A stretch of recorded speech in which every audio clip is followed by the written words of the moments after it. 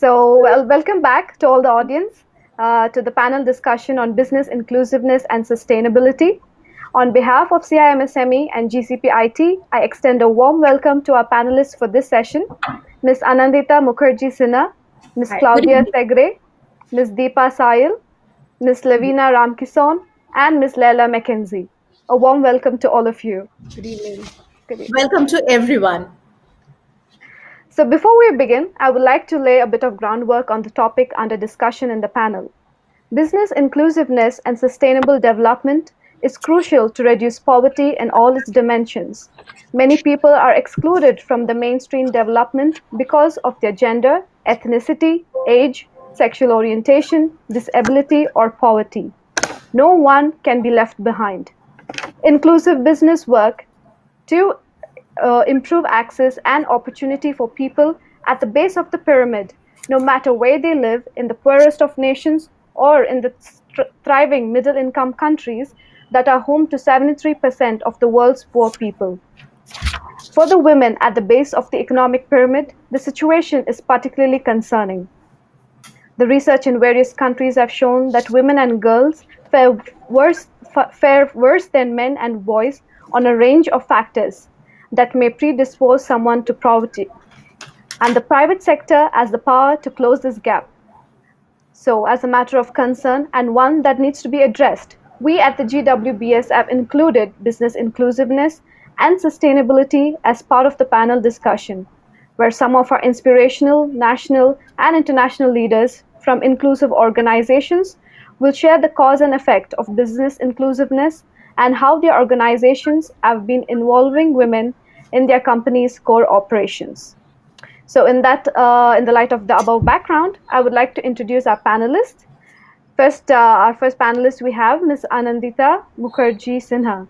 She's the Head Corporate Communication for L&T Metro Rail, Hyderabad Limited. Ms. Anandita comes with a professional experience of more than 3 decades and fortunate to have... So requesting the other speakers to kindly mute your audio. So she comes with experience of more than 3 decades and fortunate to have enjoyed both the fields of operations and communication, working with public sector undertaking and global conglomerates. She excels in integrated communication, reputation management, and strategy formulation for all verticals under corporate communications. She is winner of several leadership awards at the national and local levels and speaker for at least 70 forums, conferences, press meet, online mediums, and so on. And she is a real-life motivator for students and young professionals with experience in business excellence and CSR. So, Mrs. Anandita, I would like you to request to break this monologue by enlightening us with the first question. What is the economic rationale or basis behind business inclusiveness and sustainability? So over to you, Ms. Anandita. Thank you so much for giving me this opportunity to speak in this platform. Now, and I heartily welcome all the other speakers here. Good evening, everyone.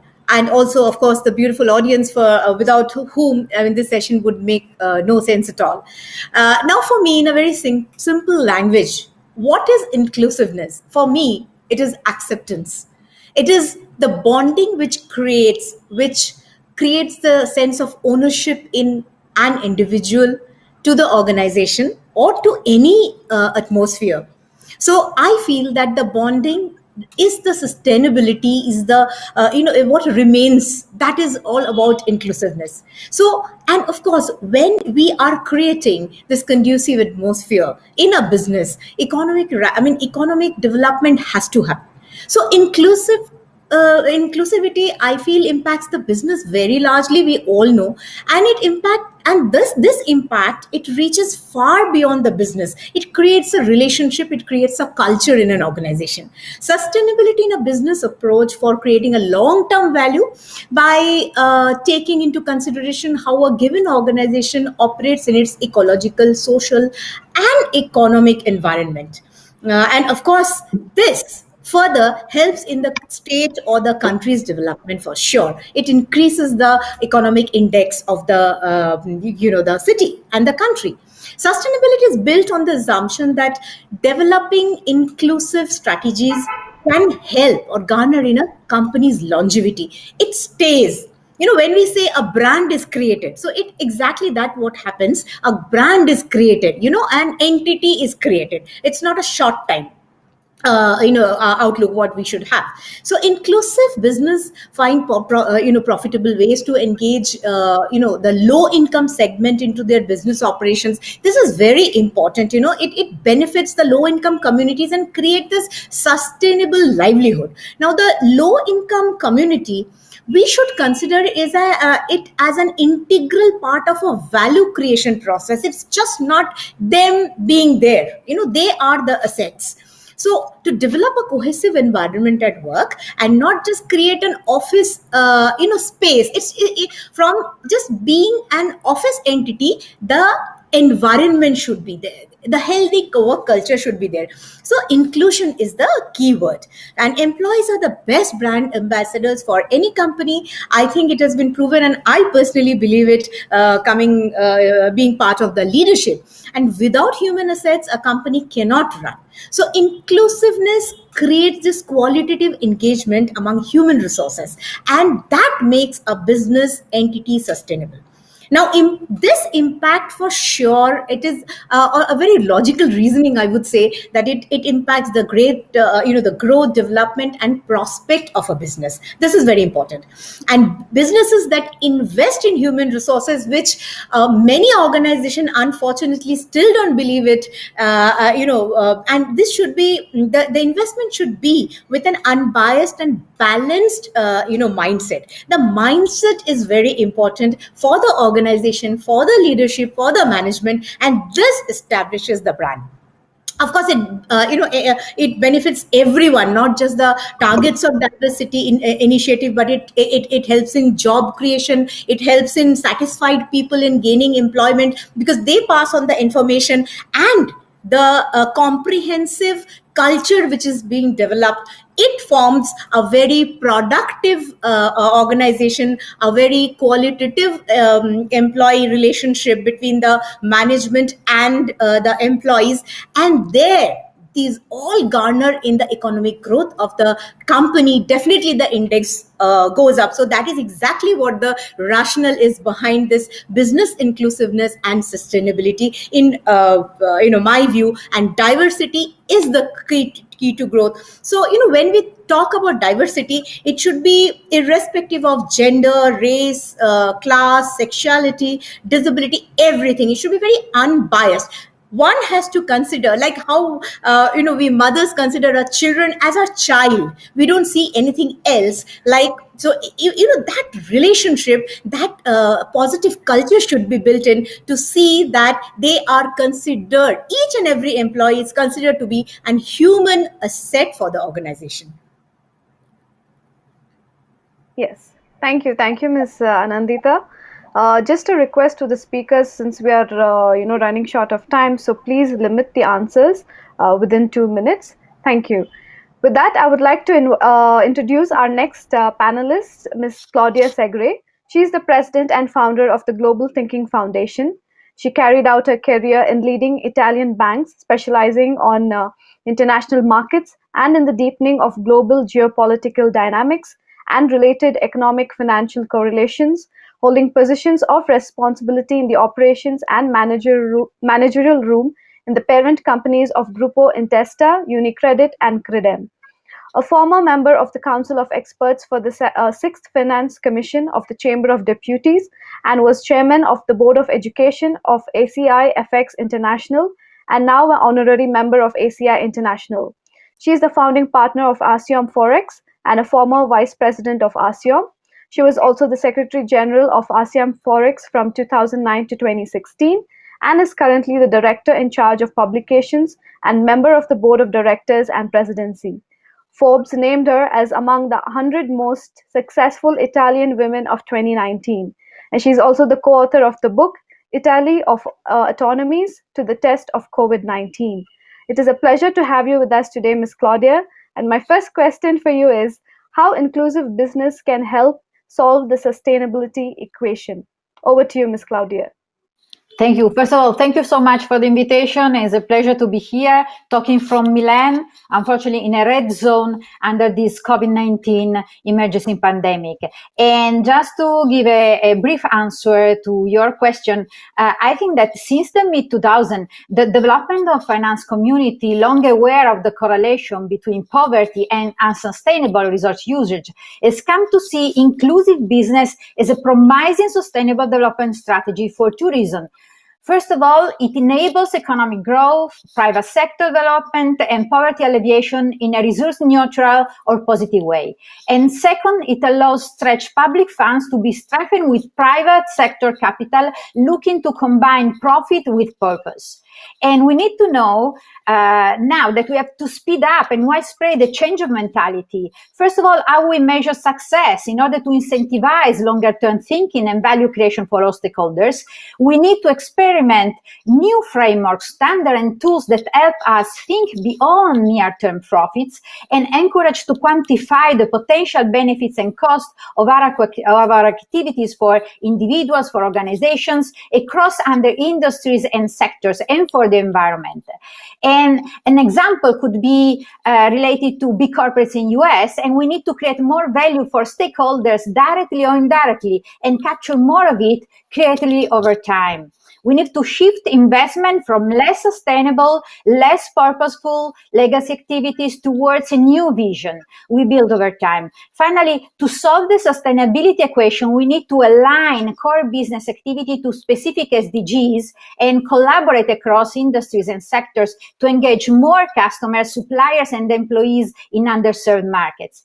In the Global Thinking Foundation, all the activities that we developed in projects that we are directly linked to specific SDGs of Agenda 2030 of the United Nations.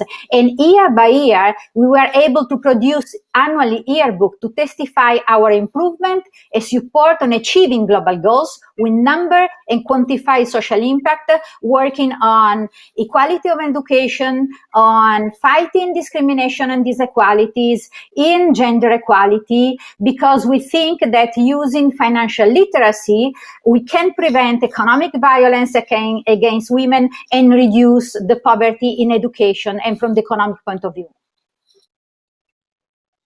Thank you. Thank you, Ms. Claudia. We'll come back to you for further elaboration on that point. So with that, I would like to introduce our next panelist, Ms. Deepa Sayal.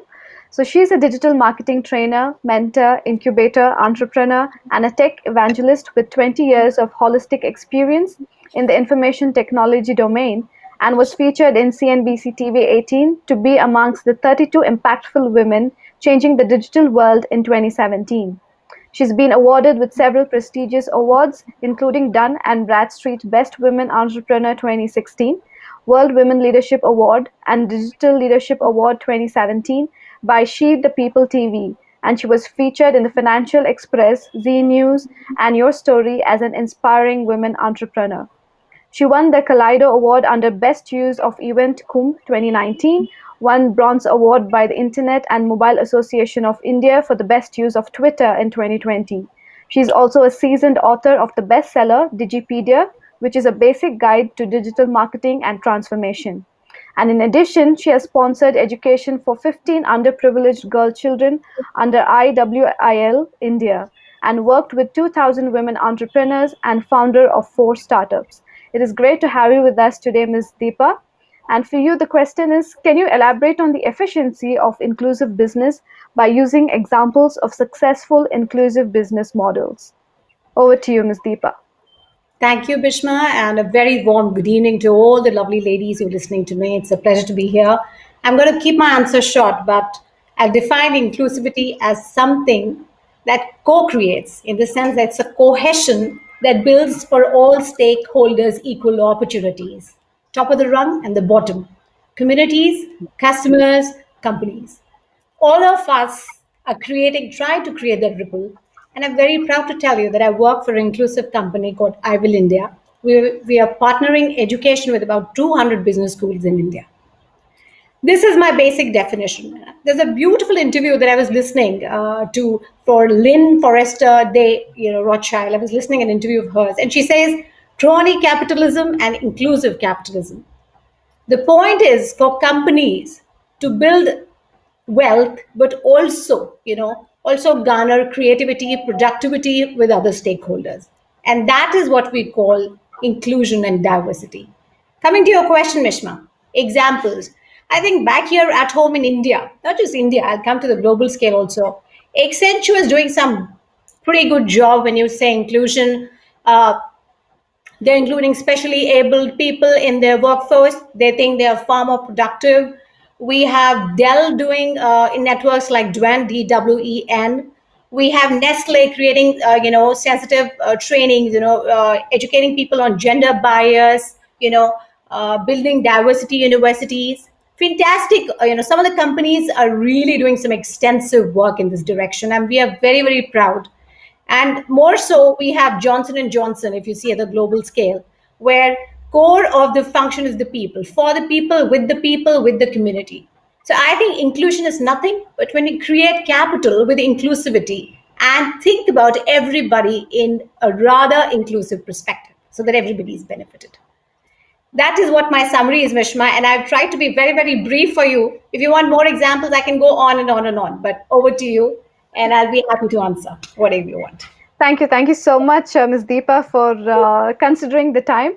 And yes, we will definitely get back to you and you can elaborate on the examples. Sure. So with that, I would like to introduce our next panelist, Ms. Leila McKenzie.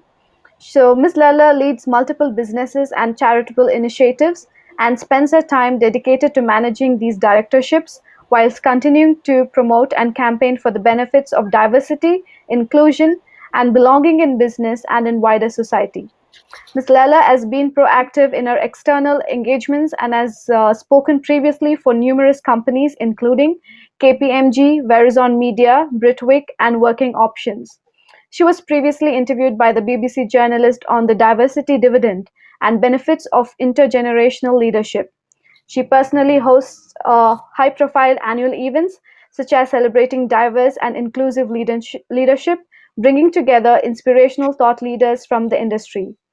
Ms. Leila McKenzie Associates is a bespoke executive search and services firm operating both nationally and internationally with a focus on diverse candidate slate. Ms. Leila is also a founder and CEO of Dalla Global, which stands for Diverse, Inclusive, Aspirational Leaders. The purpose of the organization is to further develop diversity, inclusion, and belonging within business and wider society by giving leaders the knowledge and network to foster sustainable and positive change.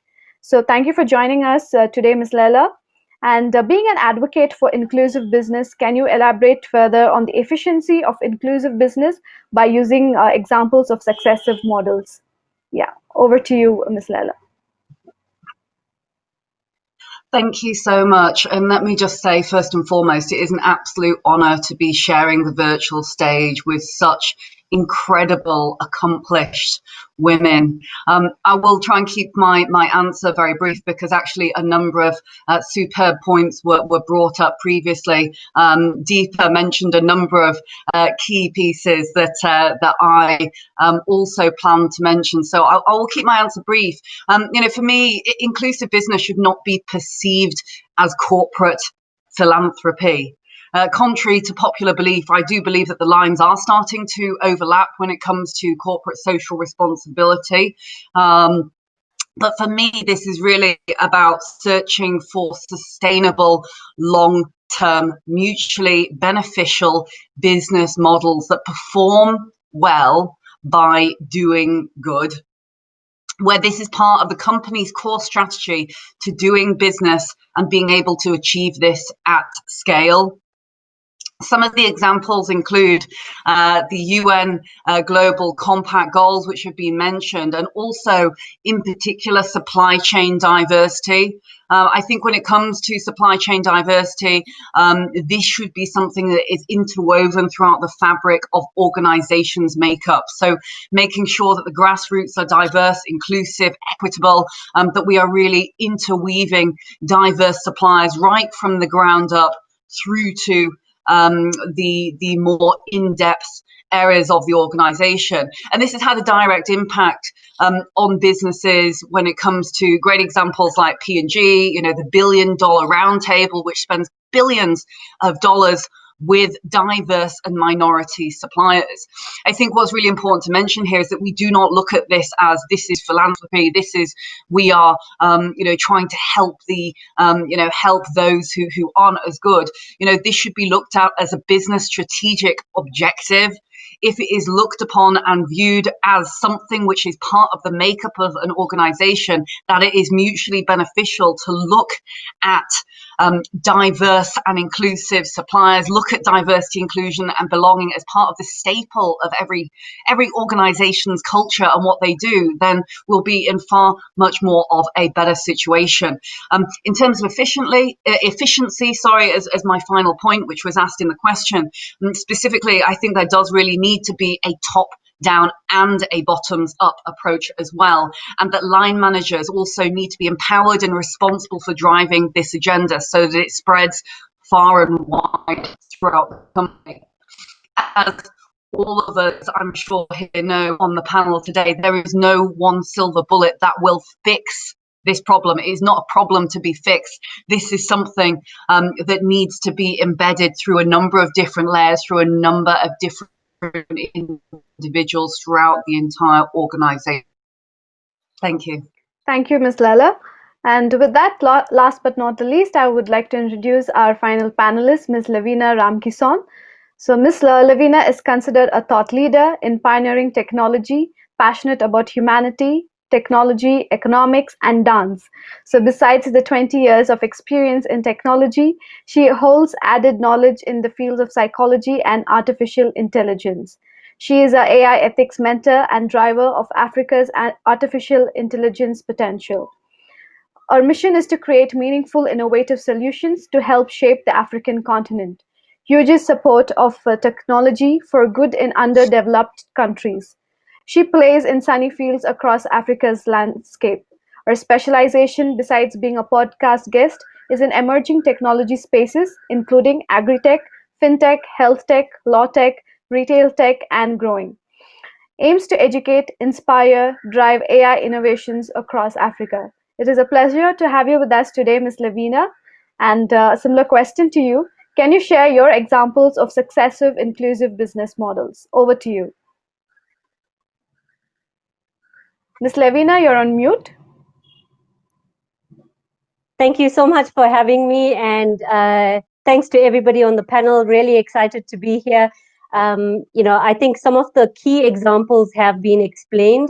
I would add to that in terms of saying those companies that have taken it on board and what they have then, utilized is the likes of Lenovo, creating their first chief digital officer and diversity officer. I mean, yeah, that's a thing these days.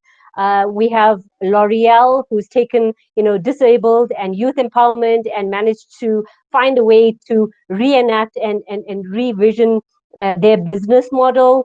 Accenture was definitely mentioned. And I think one of the other larger ones would be Alibaba and the likes of that in terms of women inclusion on the boards and, in senior management levels.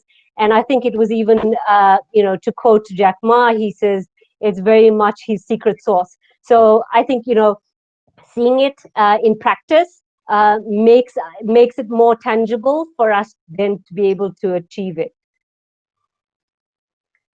Thank you, Ms. Lavina. And with that, let's dive into the panel discussion and requesting the participants to post the questions using the participants tab. And with that, my first question is to Ms. Anandita.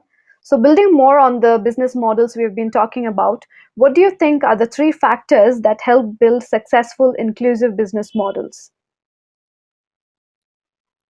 Ms. Anandita, you're on mute. Okay, am I audible now? Okay. Yes, you're audible. Sorry. So, it's a very valid question, but I think, 3 is very less a number to consider. But I think, the first and foremost, which I really believe in and my organization believes in, is inclusive consciousness. That is very, very important. The change in perception, change in mindset, and considering stakeholders, because see, stakeholder management is an art. So considering stakeholders as corporate actors instead of just vulnerable entities of a company. So it's of prime importance. And if you deal professionally, the business has to be viable and will have a competitive advantage over others. And of course, developing a talent pool. Of course, we cannot ignore the diversity factor, which is very, very important, but we have to see the relevant qualification experience, of course. So diversity is not practiced, but only remains, most of the organizations, I'm very sorry to say, it is not practiced, and it is there in their PPTs and the pie charts. So there the problem becomes, it's just for the display of it. So gender diversity or regional diversity or any type of diversity should be brought into practice, and any imbalance functioning cannot run the business successfully. Another thing is training on understanding this practice to the employee, so that the culture is built in. That is very important. Then recognition and promotions at the time of the annual appraisals and all. I think it is very important to be completely unbiased, which helps the business grow because the employee grows. I think this linkage is very important. Then handling conflicts between employee and the company culture. It should be very tolerant and sensitive. Suppose you have your, some values and beliefs of the company. You have to, spread the culture that the employee's mission and vision also matches. Everything is on the same page. The collective effervescence. This is very important in any organizations for the company to grow. And if the company grows, the employee, definitely they have their prospect there. So and also to demonstrate this sensitivity is very important. Suppose you have a target to meet, we have to see that, suppose a religious festival or anything to do with a personal celebration, anything happens, we have to, there the rationale should come. That is very important. And also leadership can play a very, very major role here, because it happens, many organizations, they are employee friendly, women friendly, but when it comes to the leadership, the lady on the board, then you unfortunately, not for every company you find the difference. So that is very important. And here, once the leader of a department, you become, it is very important for you to disseminate that same feeling, that same culture, because you become then accountable and you cascade the same culture down. So these are all the factors which, in a cohesive way, comprehensive way, can build in successful inclusion in business models. Thank you. Thank you, Ms. Anandita. So with that, I would like to direct the next question to Ms. Claudia. How do we balance the polarity between all genders while achieving business inclusiveness and sustainability? So allow me to mention the 2015 McKinsey diversity report that released a pivotal data that demonstrated clear linkages between greater profitability and racial, ethnic, and gender diversity within organization. And the key finding on 2020 report is echo-similar data from the 2015 McKinsey report, and found that companies with greater gender diversity were 25% more likely to experience above average profitability compared to their counterparts. And similarly, the companies with greater ethnic and cultural diversity were 36% more likely to experience above average profitability.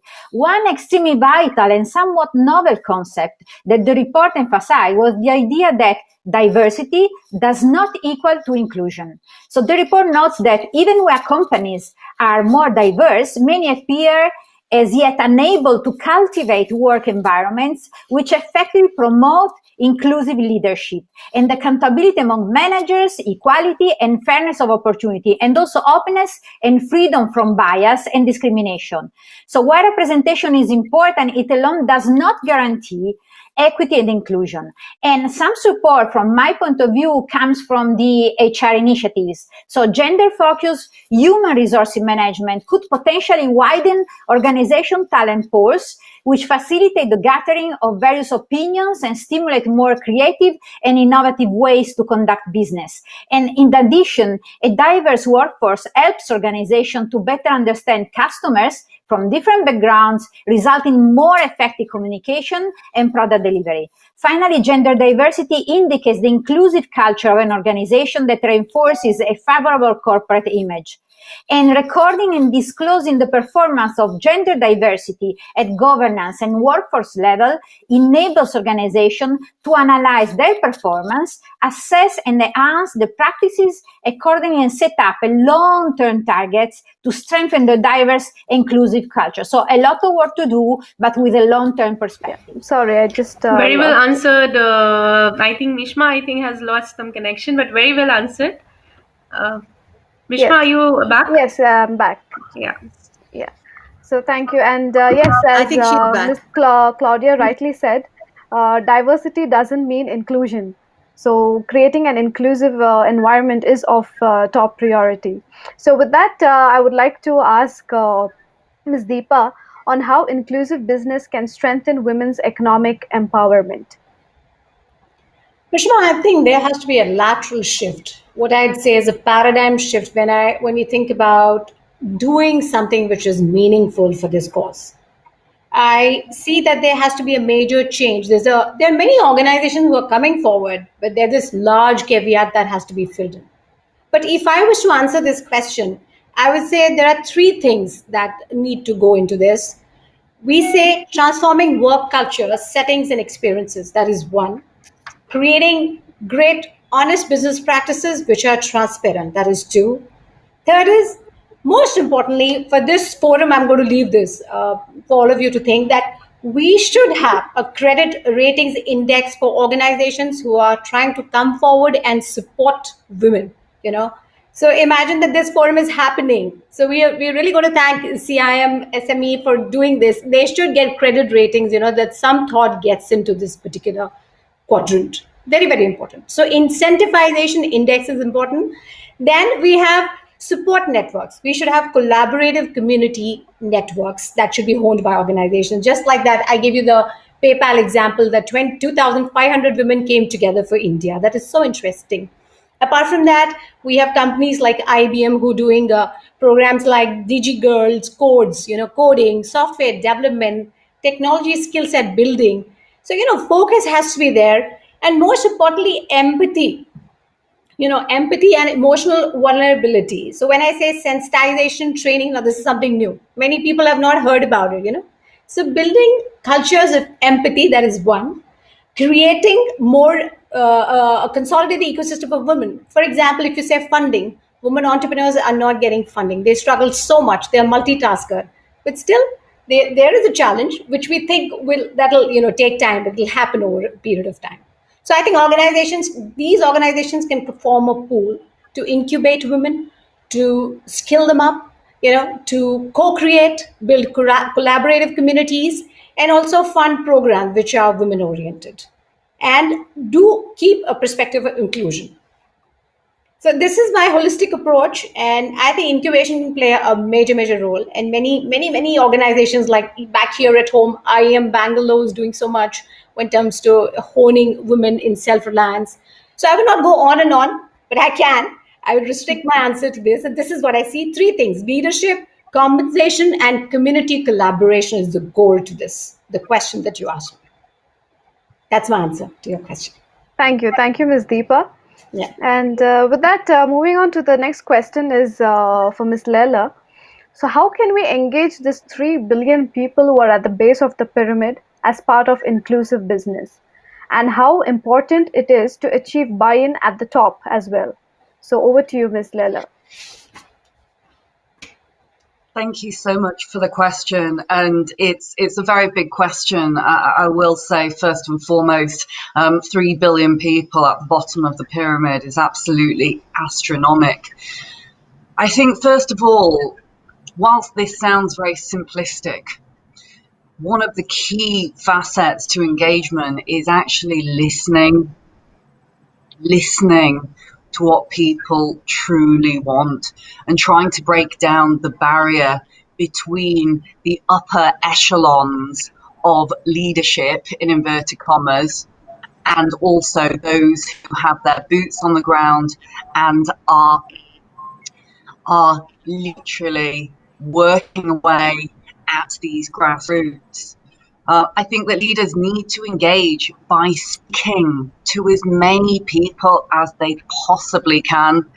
Communicate. Again, it sounds such a simple message, but I truly do not believe that it is possible to over communicate. I think when we look at the traditional leadership hierarchies, in inverted commas, of the past, we see these what would have been white ivory towers and people in their corner offices looking upon their staff and expecting them to queue up and ask questions. I think we need to abolish those days into the past and really break down the barriers as much as we possibly can.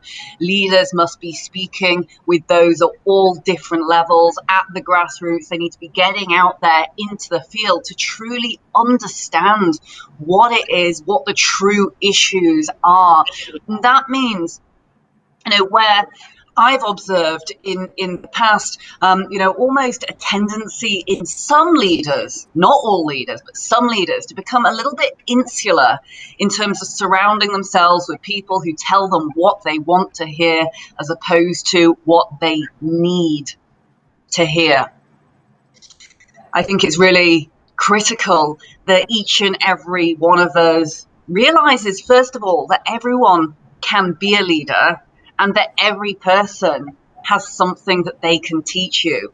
And this means being your authentic self as well, really being true to who you are. Gone are the days where corporate speak and lip service is something that we automatically take upon ourselves as the truth. In a day of social media being prolific, digital technology, an employee can take to Twitter if they are angry and put tweets on there about, what a leader may have said or not have said, or what they meant what they had said. We live in a transparent world, so why not embrace that as much as we can? There's many positive benefits of digital media. There's many positive benefits of getting out there and getting your hands dirty in there with people who are doing their job, to the best of their ability on a day-to-day basis. So I think whilst there is, again, I refer to an earlier point that I made in the previous question, is there is never one silver bullet. But harness the opportunities that are at your fingertips. Use your leaders as beacons for good. Have them get out there with as many people as can. We've referenced a couple of great case studies from organizations that are doing great things. And I think of Lena Nair, who you may know, really very inspirational business leader, the CHRO for Unilever. We had her recently on a panel, and she does Learn with Lena sessions. She speaks out. She gets there into every nook and cranny of each of the businesses that she possibly can. I think she's a great example of a leader that doesn't just sit up in the ivory tower. Let's break down those barriers as much as we possibly can. I could go on again, but I won't. I know we are short on time. Thank you, Ms. Lala, for putting it out so beautifully. And so building on that, the quota system was introduced for women on boards to correct the exclusion of capable and qualified women from corporate boards. However, we don't really see an actual change. The women directors are either relatives of those in power, or they're just mere board clerks, not real directors. And as women are asked to fit in rather than being themselves. That's exactly what Ms. Lela just said. So my question on this is to Ms. Lavina. How can this be tackled in order to have increased and efficient women in the boardroom? Over to you, Ms. Lavina. Yeah, I think that's quite a controversial question, but a really good one. And, agreed to your point in terms of the stats as of 2019. I think we're sitting with 4.9% on Fortune 500 companies that are women, only 2% on the S&P 500. So still very much lagging behind, even though we knew that we need to make room for these things. I think, a particular interesting topic comes about when we have to look introspectively within our own organizations and, are we doing the old famous, traits of the old schoolboys club and sort of helping promoting friends, families, and the rest of it? Or are we actually looking for merit? So for me, it's very much, be open in terms of allowing people to show their merit and show their worthiness to actually be on those boards. Family or no family, friend or no friend, I think those are kind of really irrespective. It boils down to what are your key sort of skill sets and what is the true value add you can bring to an organization. On the second point, it would be around governance and allowing your organization to have supportive enough policies and procedures to then allow for families or non-families, to actually be representative, right? And I think the last point is very much around values and culture. So, are you guys creating a culture that is very open? Are you creating transparency? What is the knock-on effect if I actually do have to employ somebody that is from my family that sits on the board?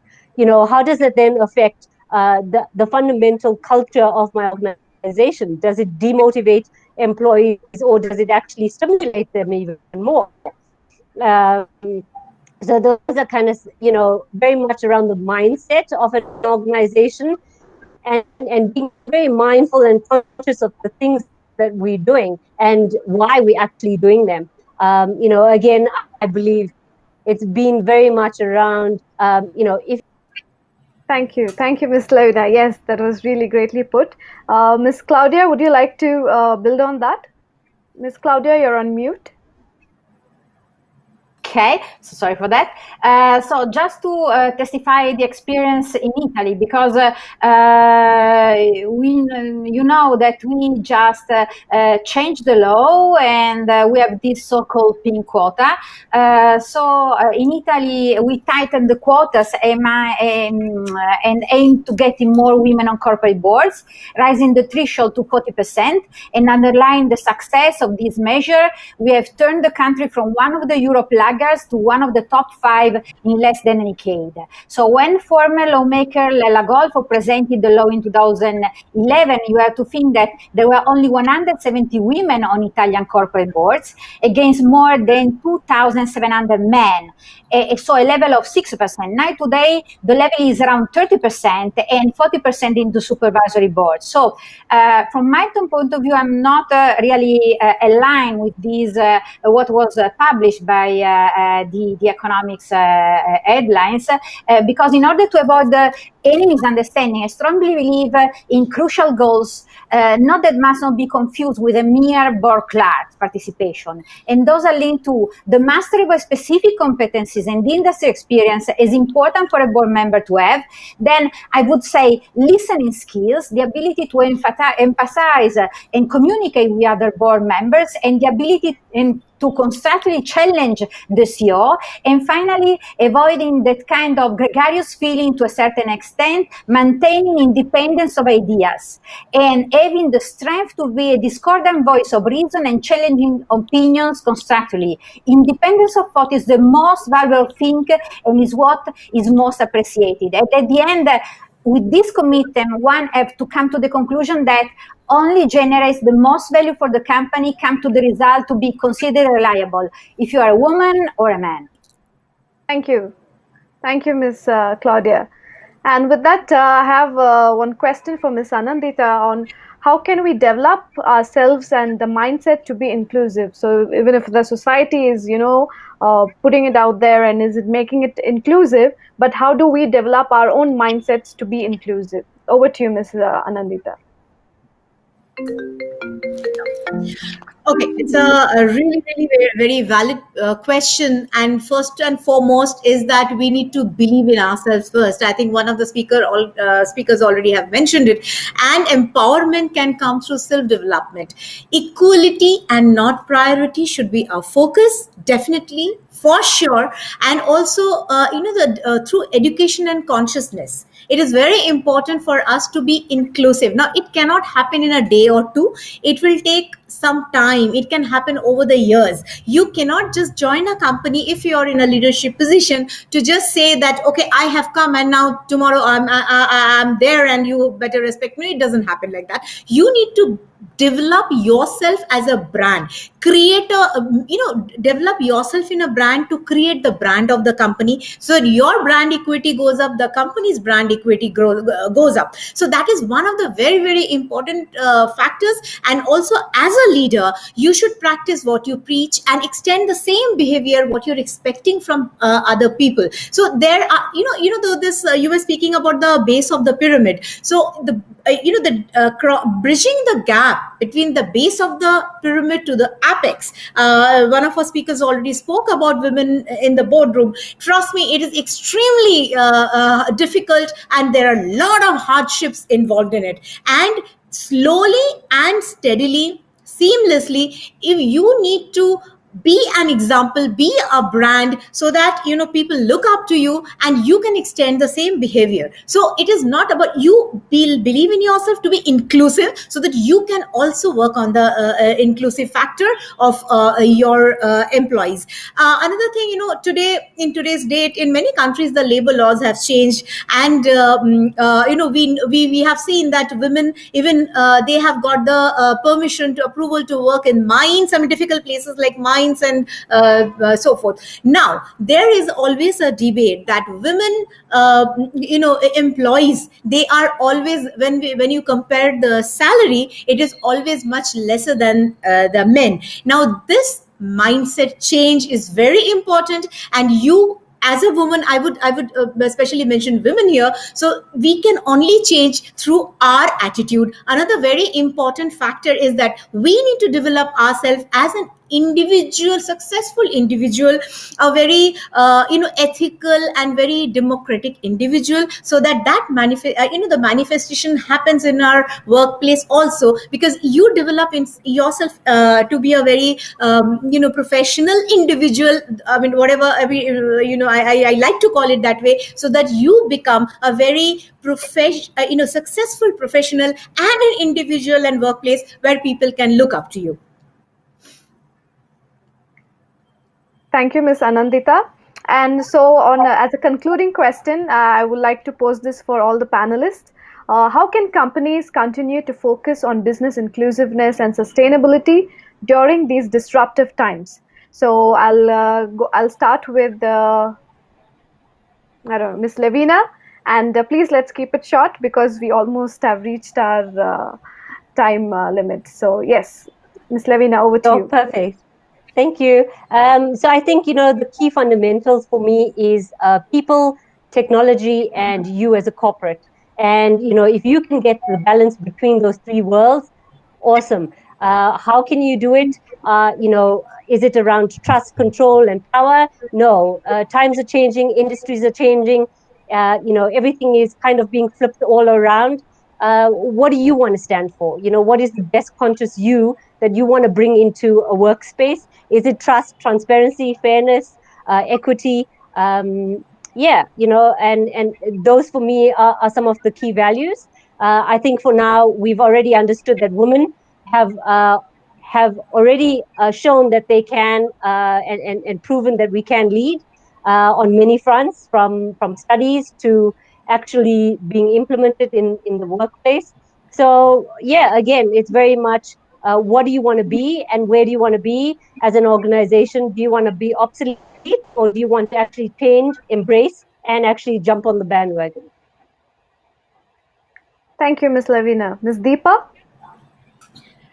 Yeah, I think that the best thing to be taught in this forum is that let's look at inclusion as something which is immersive, which is co-creation, So I'll say, when I say co-creation, it means a symbiotic relationship. When I say that, that means hybrid work cultures. So when Intel goes to students and says, I'm looking for a coder to build my next data analytics hackathon, that is a co-creation, So I think companies need to be very clear, and enterprise need to be very clear that CSR inclusion cannot be, merged in one. There can be a symbiotic relationship, and they can co-create through hybrid working models, like we are doing today, the global conference sitting at this forum. We can do wonders in the virtual world in pandemic. That is what I feel can bring a lot of value. Yeah, Mishma, that's my answer. Thank you, Ms. Deepa. Ms. Lala? I love what you just said there, Deepa, about the symbiotic relationship. And just, I guess following on from that, I would say looking at diversity, inclusion and belonging and sustainability in a holistic manner. And that means, this is not a zero sum gain in the sense that one person's gain is equivalent to another person's loss. It is not that case. This is where the overlapping interests equal a win-win for both parties, and looking at this in a holistic manner and looking at all areas of diversity, inclusion and belonging. We've just released the McKinsey Dallas Packer review, which is the first of its kind, where we have looked at 10 different aspects of diversity, inclusion and belonging. And that's everything from gender diversity through to LGBTQ+, through to mental health, through to disability, through to religious and cultural beliefs, because actually many of us may identify with more than one of those pieces.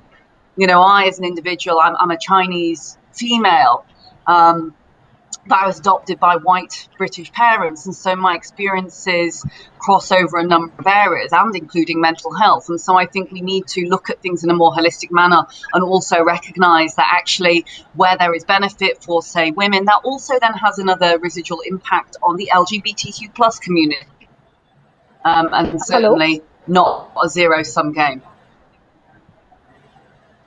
Thank you. Thank you, Ms. Lala. Okay, Ms. Claudia? Yeah, let me say that in some ways the COVID-19 crisis has become a dry run for the sustainability agenda and an opportunity for companies to see how they can take an expanding range of ESG challenges. The risk of a pandemic was known, and yet the crisis has exposed a lack of adaptability and resilience at many companies. But the pandemic has not only raised the stakes for sustainability, also shed light on moves that fly in the face of corporate responsibility. So a company urging employees to work in offices despite official government guidelines, for example, or a CEO receiving a substantial rise when millions lose their jobs.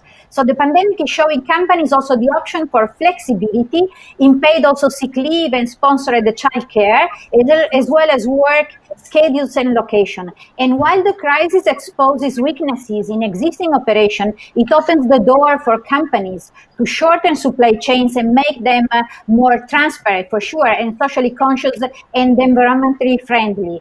So from financial point of view, from the financial markets point of view, ESG investing was already poised for growth, pushing corporates towards tangible and better inclusiveness and sustainability matter. So in this equilibrium working inside and outside, I think that companies can achieve a better, commitment towards inclusiveness and sustainability.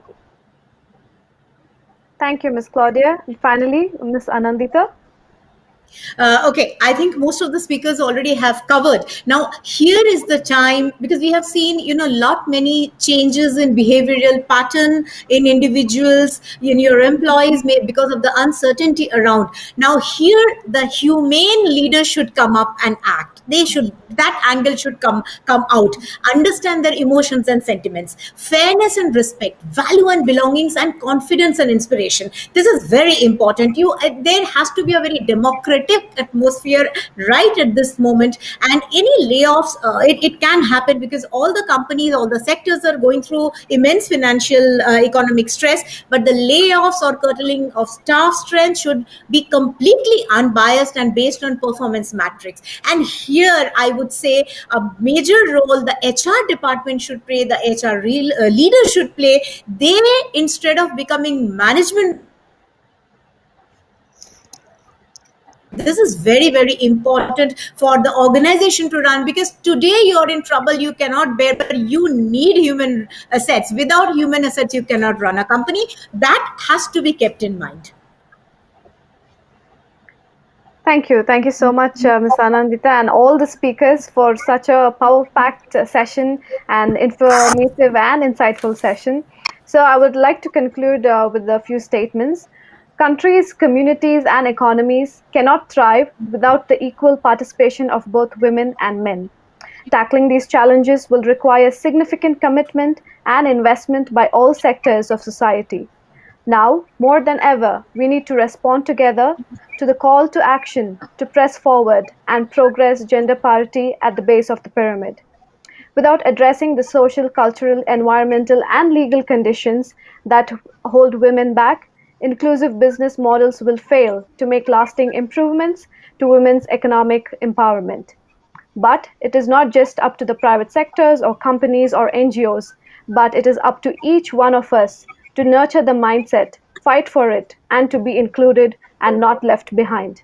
So with it, I once again would like to thank our panelists, Ms. Anandita Mukherjee Sinha, Ms. Claudia Segre, Ms. Deepa Sayil, Ms. Lavina Ramkisson, and Ms. Leila McKenzie for joining us and for such an intuitive and thought-provoking session. Thank you so much for being with us today. Yay. Thank you. Thank you. Thank you. Thank you. Thank you, everyone. Wonderful speakers, I must say. Thank you so much. Thank you. So with that, audience, we'll take another short commercial break, but we're going to come back with some inspirational stories from some of the women leaders from across the globe. So please do wait for us. We'll join back in 2 minutes. Good work, Mishma. I must congratulate you. Thank you. Thank you so much, Ms. Anand. Thank you so much. Good night. Thank you. Thank you. Bye.